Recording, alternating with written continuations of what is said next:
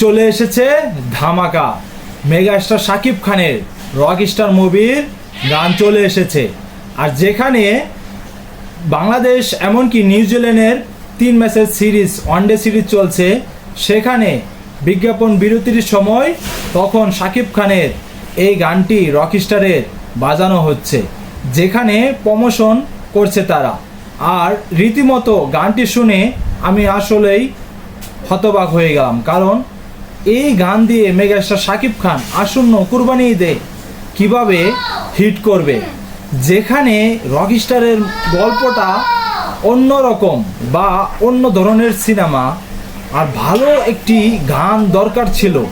সেখানে শাকিব খানের এই গান দিয়ে আসলে কিভাবে হিট করবে তা আমার মাথা কাজ করছে না, কারণ গানটি শুনে আমি রীতিমতো আসলেই হতবাক হয়ে গেলাম। যেটি কি গান, এমনকি মেগাস্টার শাকিব খানের এইরকম গান দিয়ে কখনো কি সিনেমা হিট করা যায়, বা এই সিনেমা আসলে কতটুকু এই গানটি হিট করতে পারবে।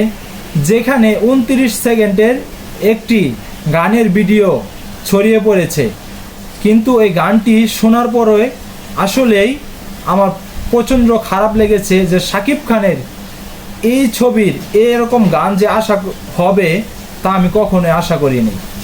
এর জন্য শাকিব খানকে এই ছবি দিয়ে কিভাবে এগিয়ে যাবে, এমনকি এই ছবির যে প্রচারণা চালাচ্ছে এই গান দিয়ে, এই প্রচারণা কতটুকু আগাতে পারবে তা আমার আসলেই অজানা।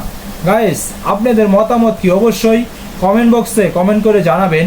আর চ্যানেলে নতুন দর্শক হয়ে থাকলে চ্যানেলটাকে সাবস্ক্রাইব করে আমার পাশে থাকবেন। ধন্যবাদ সবাইকে।